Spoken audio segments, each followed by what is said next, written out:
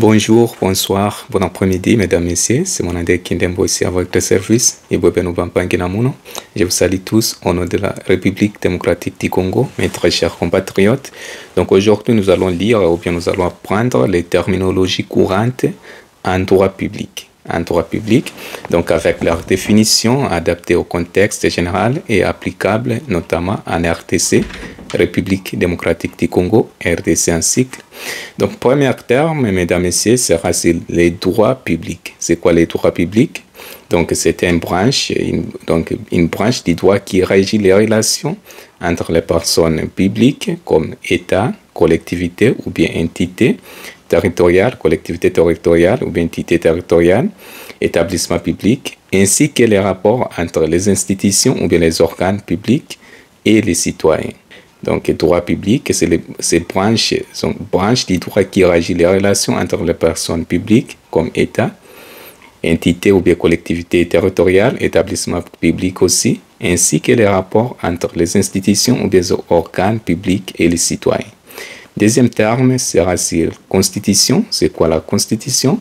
Donc, un texte fondamental qui organise les pouvoirs publics ou bien institutions, les pouvoirs publics et garantit les droits et libertés des citoyens. Elle est la norme suprême dans l'ordre juridique. Donc, en cas de constitution de pouvoir public, nous avons trois institutions. Donc, le pouvoir législatif, le pouvoir exécutif et le pouvoir judiciaire. C'est ça les trois organes ou bien institutions des pouvoirs. Troisième terme, c'est souveraineté. La souveraineté, c'est quoi la souveraineté? La signification de mon souveraineté. Donc, c'est le pouvoir suprême d'un État sur son territoire et sa population. Donc, sa dépendance à une autorité extérieure, sans indépendance. Donc, la souveraineté, ça veut dire le pouvoir suprême d'un État sur son territoire et sa population sans dépendance à une autorité extérieure, sans dépendance à un autre pays ou bien un autre pouvoir en dehors du pays. Donc, un État, il y a trois éléments constitutifs de l'État, donc un territoire, une population et une souveraineté. État, est-ce qu'il y a la différence entre les mots État et la nation? Oui, l'État est un mot concret et la nation est un mot abstrait.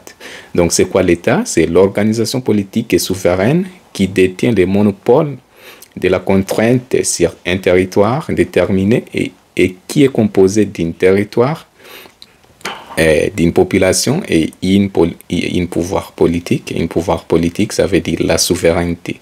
Donc l'État, c'est l'organisation politique et souveraine qui détient le monopole de la contrainte sur un territoire déterminé et qui est composé d'un territoire, d'une population et d'un pouvoir politique ou bien de la souveraineté.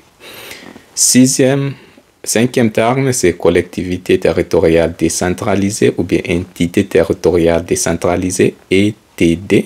Entité territoriale décentralisée, c'est quoi? Donc, c'est les entités administratives autonomes disposant d'un pouvoir de gestion locale. Donc, nous avons comme les provinces, les communes, secteurs, les chefferies ou bien les villes, les communes, les secteurs et les chefferies aussi. Exemple en RDC, République démocratique du Congo, nous avons 26 provinces. Donc, notre pays est divisé en 26 provinces. Sixième terme, c'est décentralisation, qui veut dire non centralisé. Ce n'est pas concentré, il y a la décentralisation. Ce n'est pas la concentration, mais la centralisation.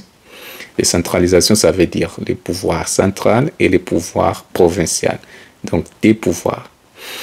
C'est quoi des centralisations profondes? C'est transfert des compétences de l'État central vers des collectivités ou bien entités territoriales autonomes. C'est ça, ça veut dire la province a l'autonomie aussi, parce que nous avons des pouvoirs, pouvoir central ou bien gouvernement central et le gouvernement provincial. Après ça, septième terme, mesdames et messieurs, c'est basé sur déconcentration. Donc, nous avons décentralisation et déconcentration. Déconcentration, ça veut dire il y a les représentants. Donc, les représentants, ça la personnalité juridique. Donc, il n'y a pas l'autonomie en cas de déconcentration. Donc, à profonde déconcentration, ça veut dire transfert des compétences de l'administration centrale vers des services déconcentrés ou représentants locaux de l'État sans autonomie juridique. Huitième terme, c'est le pouvoir exécutif. Donc, dans notre pays, bon pays RDC, notre pouvoir exécutif est bicéphale. Donc, bi, ça signifie des, céphale, des têtes. Donc, le pouvoir exécutif est divisé en deux têtes. Donc, les chefs de l'État, ou bien le président de la République, et la primature, ou bien le premier ministre. Ça fait deux têtes bicéphales. Donc, le pouvoir exécutif, c'est l'organe chargé de l'application des lois et de la gestion des affaires publiques, donc administration publique. Donc, en RDC, nous avons le président de la République, nous avons gouvernement et puis gouverneurs provinciaux aussi. Parce que la province a l'autonomie, donc les gouverneurs provinciaux ou bien les gouverneurs de province exercent le pouvoir exécutif dans chaque province. Neuvième terme, c'est pouvoir législatif, légiférer, élaborer, adopter et analyser les lois ou bien la loi. Donc, le pouvoir législatif est divisé en des chambres aussi. Donc, bicaméral, ça veut dire des chambres, bicaméral, chambre. Donc, nous avons l'Assemblée nationale et du Sénat aussi. Donc, l'Assemblée nationale, c'est la chambre basse. Le Sénat, c'est la chambre haute. En profonde, le pouvoir législatif, c'est l'organe chargé d'élaborer, analyser, adopter des lois en général. Donc, en RDC, nous avons l'Assemblée nationale et le Sénat qui forment les parlements. Donc, en cas de l'Assemblée nationale, c'est les députés nationaux. En cas de Sénat, c'est les sénateurs. Nous avons aussi les députés provinciaux ou bien provinciaux. Deuxième terme, c'est pouvoir judiciaire. Donc, c'est le pouvoir divisé en trois organes, pouvoir exécutif, législatif et judiciaire. Donc, le pouvoir judiciaire, il y a un dualisme juridictionnel aussi. Donc, nous avons les juridictions de l'ordre judiciaire et les juridictions de l'ordre administratif. En cas de juridiction de l'ordre judiciaire est contrôlée sous la Cour de cassation, les juridictions de l'ordre administratif est transférée ou est trachée ou bien taillée par le Conseil d'État et la Cour constitutionnelle. Donc, c'est quoi en profondeur le pouvoir judiciaire? Donc, c'est l'organe chargé de rendre la justice et de tracher ou bien tailler les litiges. Les litiges, ça veut dire les procès légaux ou bien les problèmes légaux devant les cours ou bien les tribunaux. Donc, l'organe chargé de rendre la justice et de tailler ou bien tracher les litiges. Exemple, en RDC, nous avons Cour constitutionnelle, Conseil d'État et juridiction des droits communs ou bien la Cour de cassation aussi. 11e terme, mesdames et messieurs, c'est les terminologies. Donc, nous avons service public. C'est quoi la signification des mots service public? Donc, activité d'intérêt général assurée ou contrôlée par une autorité publique. C'est ça la signification du service public. Exemple, l'éducation, santé, sécurité et distribution d'eau aussi. Donc, en cas de l'éducation, donc nous avons, en cas de l'éducation sur les services publics, nous avons les écoles, les universités aussi. En cas de santé, donc les hôpitaux en général. En cas de sécurité, nous avons donc c'est police nationale, FARDC aussi. En RDC, notre police nationale, c'est PNC. La police nationale congolaise, FARDC, ça veut dire Forces armées pour la République démocratique du Congo. Distribution d'eau, donc c'est Régie des eaux. Et puis l'électricité aussi, c'est SNEL, donc Société nationale d'électricité. Deuxième terme, madame, messieurs, c'est l'intérêt général. Ça veut dire quoi l'intérêt général? Donc c'est la bonne gouvernance. Ça veut dire l'objectif est poursuivi par l'administration ou l'État. Donc, viser le bien-être collectif et non des intérêts privés. Donc, c'est l'intérêt général et non des intérêts privés. En général, donc, commun. Donc, objectif poursuivi par l'administration ou l'État visant le bien-être collectif et non des intérêts privés. C'est ça la définition d'intérêt général. Nous avons acte administratif ou bien décision administrative aussi. Donc, c'est les décisions prises unilatéralement par une autorité publique dans l'exercice de ses compétences. Exemple, l'arrêté ministériel, décret présidentiel, qui veut dire les ordonnances en général. 14e terme, nous avons contrôle des constitutionnalités. C'est quoi le contrôle des constitutionnalités? Donc, c'est le procédure permettant de vérifier la conformité des lois à la Constitution. donc assurée par la Cour constitutionnelle en RDC, République démocratique du Congo. Donc, en cas de la contrôle des constitutionnalités, nous avons a priori et a posteriori. Donc, avant la promulgation et après la promulgation. A priori, c'est avant, a posteriori, c'est après. C'est les mots grecs. Donc, en cas de a posteriori, après la promulgation, c'est le QPC, question prioritaire de constitutionnalité. Donc, assuré par la Cour constitutionnelle, en cas de la RDC, notre pays. 15e terme, madame, messieurs, est basé sur le Conseil d'État. Le Conseil d'État, c'est quoi le Conseil d'État? Donc, c'est le pouvoir exécutif, le contrôle des pouvoirs exécutifs.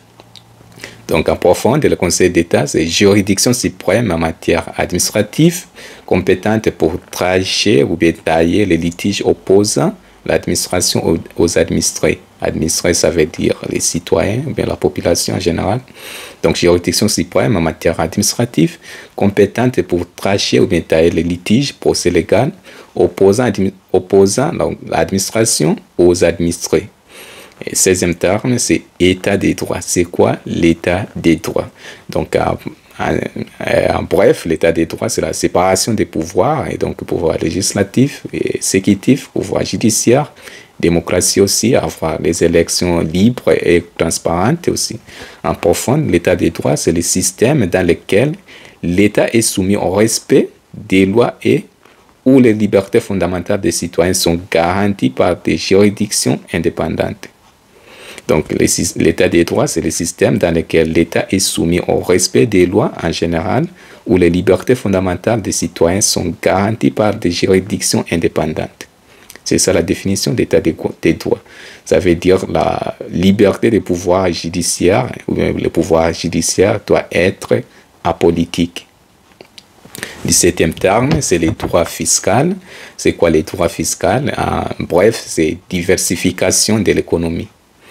Donc, en profondeur, les droits fiscaux, c'est les règles juridiques encadrant la perception des impôts et taxes au profit de l'État ou des collectivités publiques, collectivités ou bien entités publiques. Nous avons TVA, donc c'est TVA, ça veut dire taxe sur la valeur ajoutée. 18e terme, c'est responsabilité administrative. C'est quoi les responsabilités administratives? Donc, les principes selon lesquels l'État ou une collectivité ou bien entité publique peut être tenu responsable et contraint à indemniser ou bien compenser un administré en cas de faute ou de dommages causés par ses agents. C'est ça la responsabilité administrative. Donc, l'administration publique doit prendre la responsabilité aussi. Donc, le principe selon lequel l'État ou une collectivité ou une entité publique peut être tenu responsable et construit à indemniser un administré ou bien un citoyen en cas de faute ou de dommages causés par ses agents. 19e terme, c'est ordre public. C'est quoi ordre public? Donc, l'ensemble des règles essentielles à la paix. C'est l'ordre public. L'ensemble des règles en général essentielles à la paix, à la sécurité et à la moralité publique, donc auxquelles personne ne peut être dérogé. Et c'est l'ordre public. L'ensemble des règles essentielles à la paix, à la sécurité et à la moralité publique, auxquelles personne ne peut être dérogé. Exemple, interdiction de la polygamie dans les mariages civils congolais, polygamie ou bien bigamie dans les mariages civils congolais. Mais ça veut dire qu'il y a la monogamie obligatoire en RDC. Donc, pour restaurer l'ordre public, mais aussi notre État, la RDC, est un État laïque. Un État laïque, ça veut dire qu'il y a la séparation entre l'État et les religions. Mais pourquoi il y a la monogamie obligatoire aussi? Parce qu'il y a la séparation en même temps entre l'État et les religions. Donc, il y a la contradiction en cas de la monogamie obligatoire pour les musulmans. Donc, un musulman peut avoir 3, 2 ou bien 4 épouses. C'est ça le maximum, c'est 4 femmes. Donc, 20e terme, mesdames et messieurs, c'est domaine public ou bien lieu public. Domaine public, c'est l'ensemble des biens ou bien patrimoniaux appartenant à l'État ou aux collectivités ou bien entités et affectés à un usage public comme routes, ponts, bâtiments administratifs aussi. Domaine public, donc c'est l'ensemble des biens ou bien patrimoniaux appartenant à l'État ou aux collectivités en général et affectés à un usage public. Nous avons comme routes, ponts et les bâtiments administratifs aussi. 21e terme, c'est les contrats administratifs ou bien contrats administratifs. C'est quoi la signification des contrats administratifs? Donc, un contrat conclu entre une personne publique et une personne privée ou bien publique aussi, sous un régime dérogatoire du droit privé. Donc, les contrats administratifs, c'est un contrat conclu entre une personne publique et une personne privée ou bien publique aussi, donc soumis à un régime dérogatoire du droit privé. Exemple, marché public. 22e terme, c'est tutelle administrative, qui veut dire pouvoir de contrôle exercé par l'État central sur les collectivités ou bien les entités territoriales décentralisées. C'est ça la tutelle administrative. Donc, c'est les pouvoirs de l'État central sur les pouvoirs provinciaux ou des entités territoriales décentralisées. Après ça, mesdames, messieurs, le 23e terme sera sur les systèmes unitaires. Nous avons 3 systèmes: système unitaire, système fédéral et les systèmes régionalisés. En cas de la RDC, notre État est uni, donc est unitaire, comme la RDC, la France aussi. Donc, 3 systèmes, unitaires, fédéral et régionalisés. En cas de système fédéral, c'est comme les États-Unis ou bien les États-Unis d'Amérique. Système régionalisé, comme en Italie et en Espagne aussi. Donc, système régionalisé en profonde, donc c'est le système où il n'existe qu'un seul centre de pouvoir. Donc, le système où il n'existe qu'un seul centre de pouvoir. Exemple, la RDC est un État unitaire décentralisé. La République démocratique du Congo est un État unitaire décentralisé. Mais unitaire, ça veut dire le système où il n'existe qu'un seul centre de pouvoir. Mais décentralisation, en même temps, ça veut dire la séparation des pouvoirs. Il n'y a pas la centralisation. Donc, il y a le pouvoir central et le pouvoir provincial. Des pouvoirs. Donc, ça veut dire État unitaire décentralisé, ça veut dire des pouvoirs, mais les pouvoirs central à la tutelle administrative sur les pouvoirs provinciaux. 24e terme, madame, messieurs, c'est le régime parlementaire. C'est quoi le régime parlementaire? Donc, en cas de régime parlementaire, le chef de l'État a les pouvoirs symboliques. Donc, c'est quoi le régime parlementaire? Le système politique fondé sur la collaboration entre les parlements et l'exécutif. Les parlements, ça veut dire le pouvoir législatif, légiférer. Les parlements constitués de l'Assemblée nationale et du Sénat. Donc, en cas de régime parlementaire, le chef de l'État a les pouvoirs symboliques. Deuxième, 25e terme, nous avons régime présidentiel, parce que nous avons quatre régimes. Régime présidentiel, ça veut dire homme fort, comme M. Donald Trump en Amérique. C'est parce que l'Amérique a le régime présidentiel. Donc, le régime politique, c'est un système politique caractérisé par une stricte séparation entre l'exécutif et le législatif. Donc, en cas de régime présidentiel, il y a une séparation stricte entre les pouvoirs législatifs et les pouvoirs exécutifs. Les présidentiels ou bien les exécutifs et les parlements. Exemple, les États-Unis d'Amérique, il y a la séparation stricte. 26e terme, c'est le régime semi-présidentiel, comme en RDC et en France aussi, qui veut dire il y a la collaboration de la combinaison entre le régime présidentiel et le régime parlementaire. Ça fait le régime semi-présidentiel. Donc, c'est le système politique caractérisé aussi par la cohabitation. Dans le régime semi-présidentiel, il y a la cohabitation, n'est pas la collaboration, c'est la cohabitation entre l'exécutif, le pouvoir exécutif et le pouvoir législatif. Comme en RDC en France, ça veut dire le président de la République a le pouvoir de dissoudre le Parlement, mais aussi le Parlement a le pouvoir de renverser le gouvernement par une motion de censure ou bien une motion de défiance en cas d'un seul ministre. Donc, dans les régimes présidentiels, le Premier ministre n'a pas de pouvoir de dissoudre le Parlement, ou bien le House des représentatifs et le Congrès, ou bien le Sénat. Donc, mais dans le régime parlementaire, les présidents ont les pouvoirs symboliques. Au régime présidentiel, les présidents ont les pouvoirs effectifs. Dans le régime présidentiel aussi, les présidents ont les pouvoirs effectifs, mais il y a quelques cas, en cas de...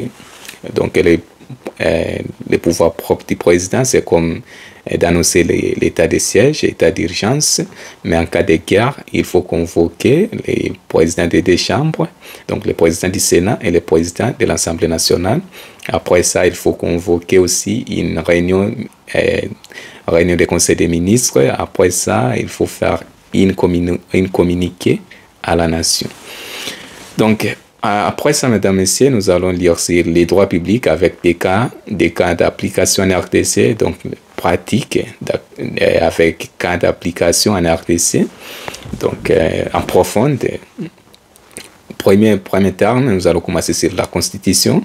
Donc, c'est quoi la Constitution? Définition, c'est norme juridique suprême qui organise les institutions de l'État et garantit les droits fondamentaux. Ou bien, bref, la Constitution, c'est la loi suprême de l'État, ou bien norme juridique suprême qui organise les institutions de l'État et garantit les droits fondamentaux. Donc, organise les institutions.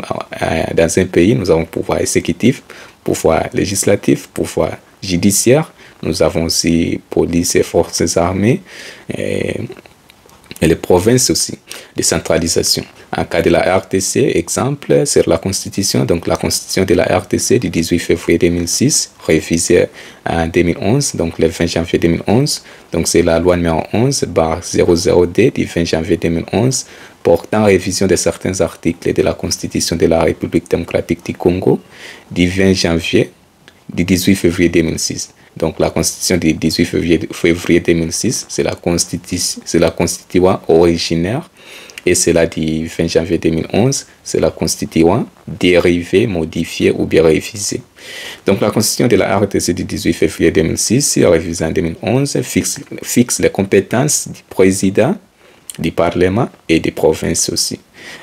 Des souverainetés, définition, pouvoir suprême exercé par l'État sur son territoire. En cas de la RDC, donc la RDC, République démocratique du Congo, notre beau pays, est un État souverain qui détermine ses lois, sa politique étrangère et sa sécurité intérieure. Exemple, contrôle des frontières avec l'Ouganda et le Rwanda, contrôle ou bien la fermeture des frontières avec l'Ouganda et le Rwanda, les pays agressés de la RDC. Mais en cas de la RDC, nous avons 9 pays voisins. Donc, nous avons la République centrafricaine, nous avons Sida du Sud, nous avons l'Ouganda, nous avons Rwanda, Burundi, nous avons la Tanzanie, la Zambie, l'Angola et puis la République du Congo, le Congo-Brazzaville, Congo-Brazza. Troisième terme, mesdames, messieurs, nous avons décentralisation, définition, donc transfert des compétences à des collectivités ou bien des entités, territoriales disposant d'une autonomie. Et c'est la décentralisation. Le pouvoir est divisé en des parties. Nous avons le gouvernement central ou bien pouvoir central et le pouvoir provincial. C'est ça la décentralisation. Mais le pouvoir provincial a une autonomie ou bien a une juridiction, donc a une personnalité juridique aussi. En cas de la RDC, donc sur l'article 3 de la Constitution du 18 février 2006, révisé en 2011, consacrait la RDC comme un État unitaire formellement décentralisé. Un État unitaire formellement décentralisé, qui veut dire le pouvoir central a la tutelle sur le pouvoir provincial. Exemple, les provinces disposaient des budgets, donc des budgets autonomes, pour gérer l'éducation, la santé et les infrastructures locales. En cas de budget, donc notre recette nationale, la recette nationale est divisée en deux parties, 60% pour le pouvoir central ou bien gouvernement central et 40% pour le pouvoir provincial. Pour gérer l'éducation, la santé, les infrastructures aussi, qui veut dire électricité, l'eau, santé, etc. École. Quatrième terme, madame, messieurs, de concentration, ça veut dire définition, donc délégation de pouvoir à des représentants locaux de l'État central. Donc il y a les représentants locaux, il y a la délégation de pouvoir aux représentants locaux, mais sans une autonomie En cas de la RTC, exemple de déconcentration, donc les administrateurs des territoires en général et les maires de ville sont des autorités déconcentrées placées sous l'autorité du gouvernement central. Donc les administrateurs du territoire ou maires de ville sont des autorités déconcentrées, des autorités déconcentrées placées sous l'autonomie du gouvernement central. Donc il y a sous la domination du gouvernement central. Cinquième, c'est acte ou bien décision administrative. Définition, c'est décision prise par une autorité publique dans l'intérêt général. Intérêt commun, ce n'est pas un intérêt privé. En cas de la RTC, nous avons comme un arrêté du ministre de la Santé interdisant la vente de produits pharmaceutiques non homologues est un acte administratif individuel ou réglementaire. En cas de réglementaire, c'est les règlements ou bien les restrictions données par le ministre de la Santé. Donc, un arrêté. Sixième terme, c'est service public. Définition, c'est activité d'intérêt général assurée ou contrôlée par l'État. En cas de général, c'est non individuel, non personnel, c'est non privé, c'est général. En cas de la RDC, premier exemple, nous avons comme les services de distribution d'eau potable en RDC ou bien à Kinshasa par la Régie des eaux est un service public industriel et commercial. SPIC, service public industriel et commercial. Deuxième exemple, sur les services publics, nous avons l'enseignement primaire ou bien secondaire aussi. L'enseignement primaire public, donc gratuit, est un service public administratif. Septième terme, c'est ordre public. C'est quoi ordre public? Définition, c'est ensemble des règles ou bien l'ensemble des règles nécessaires à la sécurité, à la paix et à la moralité publique. Ordre public, comme la polygamie ou bien la monogamie obligatoire. En cas de la RDC, donc interdiction des manifestations sans autorisation en cas de risque de troubles à l'ordre public en Kinshasa est une mesure préventive donc, au nom de l'ordre public. Donc interdiction des manifestations sans autorisation en cas de risque de troubles à l'ordre public en Kinshasa est une mesure préventive au nom de l'ordre public. Et la monogamie aussi, ou bien la monogamie obligatoire. Huitième terme, c'est le Conseil d'État. Le Conseil d'État, c'est quoi le Conseil d'État? Donc c'est le pouvoir exécutif, contrôle des pouvoirs exécutifs. Définition, donc juridiction suprême qui juge les litiges ou bien les procès légaux devant les tribunaux ou bien devant les cours. Oppose à l'administration à un administré. Administré, c'est citoyen ou bien population. En cas de la RTC, sur les conseils d'État, nous avons un fonctionnaire congolais ou bien un fonctionnaire public sanctionné abusivement avec un arrêté ministériel peut saisir les conseils d'État pour annulation de l'acte ou bien des décisions.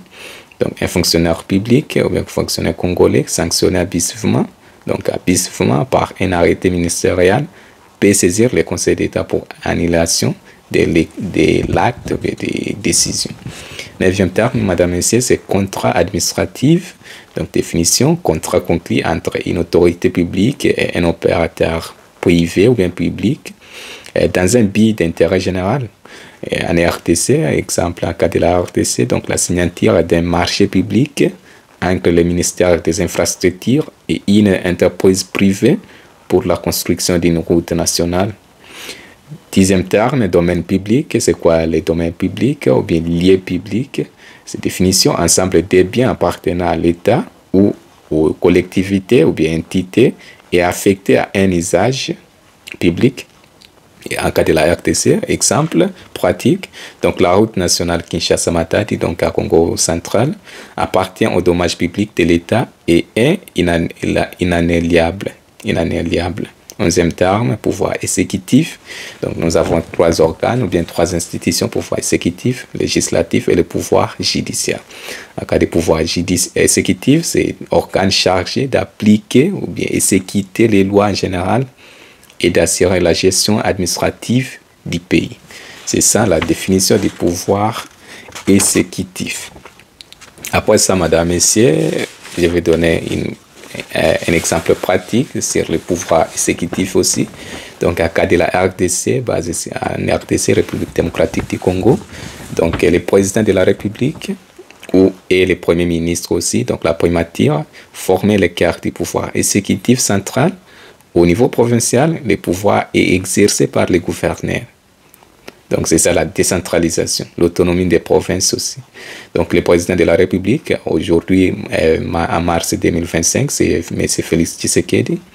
Le président de la République, les premiers ministres, c'est Judith Suminwa, la primature. Elle contrôle la primature, forme les cadres des pouvoirs exécutifs, mais former les cadres des pouvoirs exécutifs central. Au niveau provincial aussi, nous avons 26 provinces en RDC. Ce pouvoir est exercé par les gouverneurs. 12e terme, c'est pouvoir législatif. Donc, cas des pouvoirs exécutifs et bicéphale des têtes.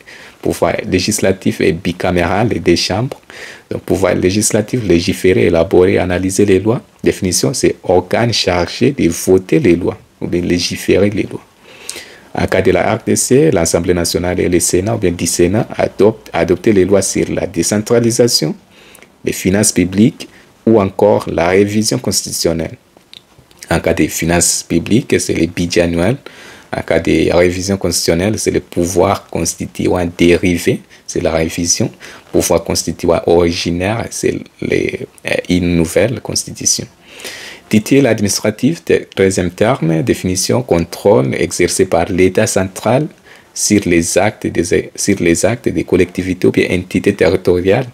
Ça veut dire ETT, entité territoriale décentralisée.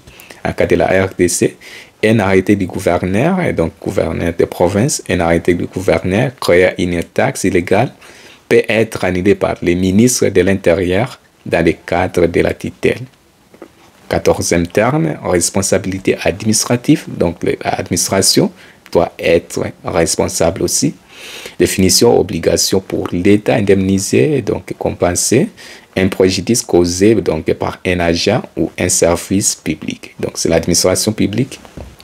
En cas de la RDC, exemple, donc une victime d'un accident causé par un véhicule de police peut engager la responsabilité de l'État et obtenir réparation devant le tribunal administratif.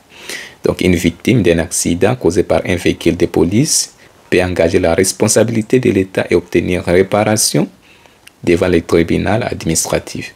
17e terme, c'est le contrôle de constitutionnalité, c'est pour les pouvoirs appartenant à la Cour constitutionnelle. Donc c'est le pouvoir judiciaire qui veut dire a priori et a posteriori, avant la promulgation et après la promulgation.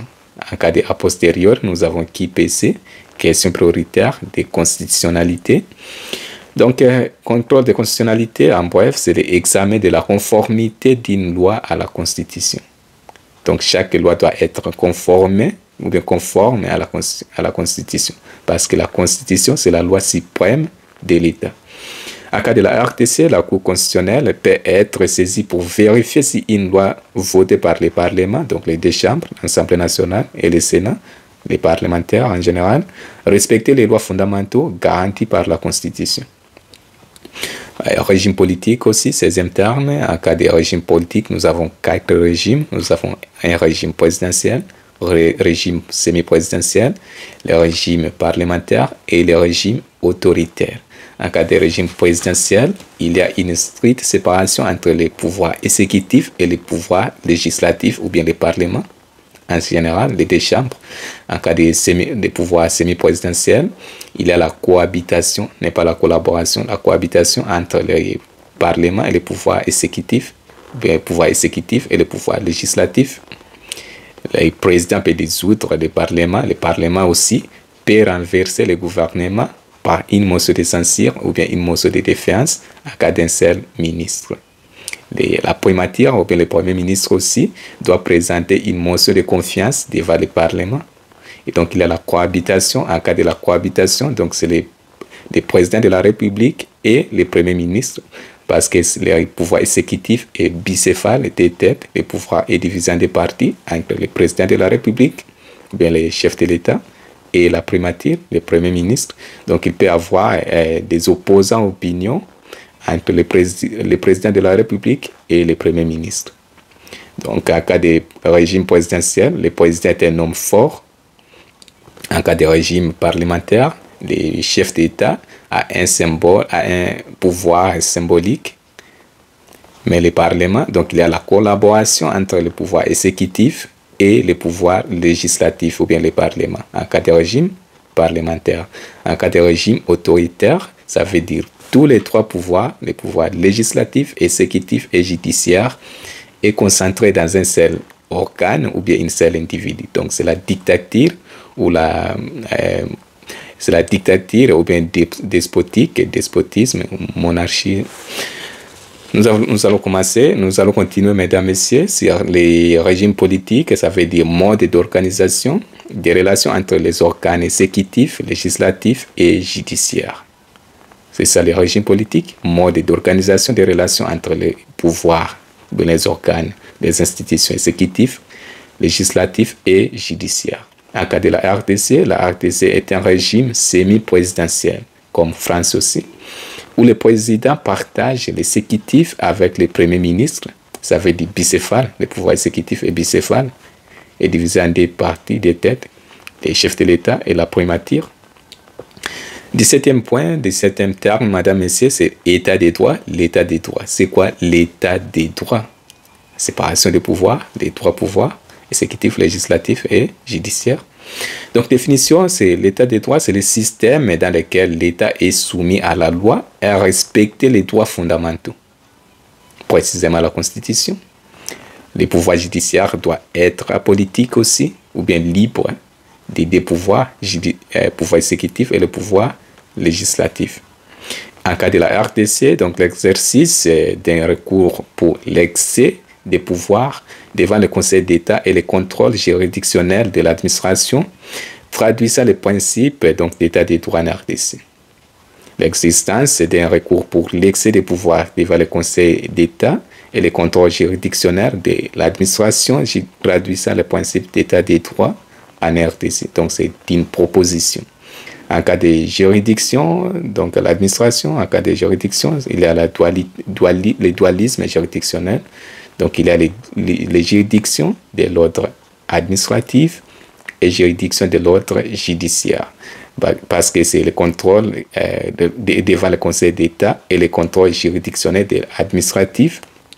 Ça veut dire la juridiction de l'ordre administratif est trachée ou bien taillée par le Conseil d'État et la Cour constitutionnelle. Les juridictions de l'ordre judiciaire est contrôlée par la Cour de cassation. Ça, c'est tout, mesdames, messieurs, sur les terminologies courantes en droit public, en RDC ou bien partout dans le monde. C'est mon nom de Kindembo aussi, mesdames, messieurs. Abonnez-vous massivement. Matondo mingi bampangi na muno. Mukezola beno mingi. Abonnez-vous. Matondo mingi ingeta. On se reverra. Ciao.